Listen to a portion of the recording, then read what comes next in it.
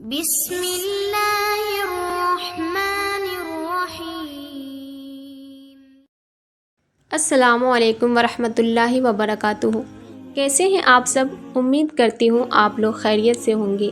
جب تم کسی انسان کو دعا میں مانگتے ہو تو جان لو اللہ پاک قرآن پاک میں کیا فرماتا ہے۔ پیارے دوستوں، تم کسی انسان کو پانے کے لیے اپنی ساری تدبیریں لگا دیتے ہو، اس کو دعاؤں میں مانگتے ہو، تسبیحات پڑھتے ہو، ہزاروں وظیفے کرتے ہو، مگر پھر بھی وہ تمہیں حاصل نہیں ہوتا۔ آخر کیوں؟ اور پھر تمہارے ذہن میں ہزار قسم کی غلط باتیں ابھرنے لگتی ہے۔ تم خود کو اور تقدیر کو برا بھلا کہنے لگتے ہو، اور پھر اپنا سارا چین و سکون ایک انسان کے پیچھے گوا بیٹھتے ہو۔ جان لو اللہ تعالیٰ قرآن کریم میں کیا فرماتا ہے کہ دلوں کا سکون صرف اللہ کی یاد میں ہے، جبکہ تم کسی انسان کی محبت میں سکون کو تلاش کر رہے ہوتے ہو۔ یاد رکھو، اللہ تعالیٰ جو چیز تمہارے لیے مقدر میں لکھ دیتا ہے تو وہ تمہیں مل کر ہی رہے گی، اسے کوئی تم سے چھین نہیں سکتا۔ اور انسان کی محبت تو فانی ہے، سکون صرف اللہ تعالیٰ کی محبت میں ہے۔ کبھی کبھی تم کسی لا حاصل چیز کی طرف بھاگتے ہو اور اس کو ہاں کرانے کے لیے دعائیں کرتے ہو، ہر وقت پریشان رہتے ہو اور یہ بھول جاتے ہو کہ اللہ پاک نے ہر چیز کو عطا کرنے کا ایک مقصد اور بہترین وقت مقرر کر رکھا ہے۔ تمہیں یہ بات یاد رکھنی چاہیے کہ اگر تمہیں کسی چیز کو حاصل کرنے کی اتنی چاہت ہے تو اس چاہت کرانے والے دل کا مالک کون ہے؟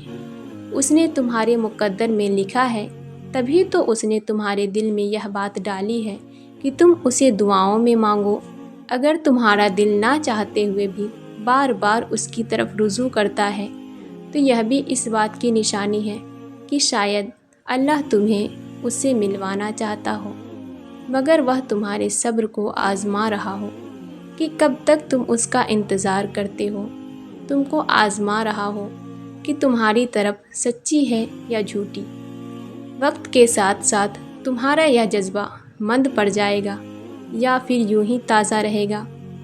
جان لو کہ اللہ تعالیٰ تم سے تمہاری من پسند چیز کو دور کر کے تمہیں آزماتا ہے۔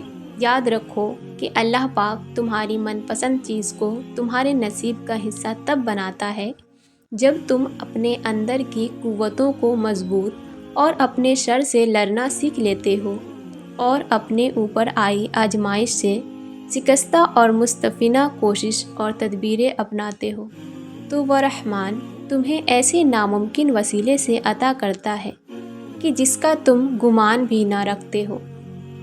اللہ پاک قرآن کریم میں فرماتا ہے کہ اے میرے بندے، بے شک تمہارے رب کی نظر سے کچھ بھی غائب نہیں ہے، وہ تمہارے ساتھ ہے اور عنقریب وہ تمہیں بہترین راہ دکھائے گا۔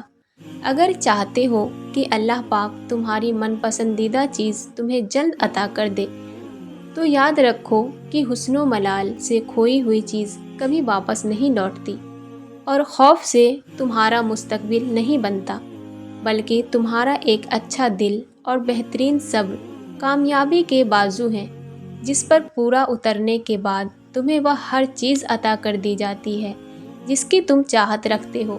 اور جان لو کہ اگر کوئی چیز تم سے لے لی جاتی ہے تو اس سے بہترین نمو بدل تمہیں وقت کے ساتھ عطا کیا جاتا ہے، جس کا اندازہ تمہیں نہیں ہوتا۔ اس چیز کو پا لینے کے بعد تم اس کا اندازہ کر پاتے ہو کہ میرے مقدر میں تو یہ چیز لکھی ہوئی تھی، لیکن میں کہیں اور بھٹک رہا تھا۔ یاد رکھو، دعا سے فوراً معجزے نہیں ہو جاتے، دعائیں آہستہ آہستہ تمہارے لیے اسباب بنتی ہے اور پھر تمہیں اس مقام تک لے جاتی ہے جہاں کسی کمی کی گنجائش نہیں رہتی، جہاں تمہارے یقین کے سامنے تمہارا نصیب بھی گھٹنے ٹیک دیتا ہے اور اللہ پاک کن فرما دیتا ہے، تمہیں من پسند چیز سے ملا دیتا ہے۔ میرا اللہ فرماتا ہے، بے شک تیرا رب قریب ہے، وہ دعائیں قبول کرنے والا ہے۔ دیکھو، تمہیں وہ مانگنا ہے جو تمہیں چاہیے، باقی کے انتظامات وہ خود کرے گا، غیب سے، عرش سے، فرش سے، یہ وہ جانے اور اس کی قدرت جانے۔ دعاؤں سے مقدر بدلنے کا وعدہ خود اللہ رب العزت نے کیا ہے، نہ دیر سے ملتا ہے نہ ہی جلدی، بس اللہ پاک کی رضا کے مطابق ملتا ہے اور پھر بے شمار ملتا ہے۔ جب تم اللہ پاک کی رضا میں راضی ہو جاتے ہو تو بس تھوڑا سا انتظار باقی ہے۔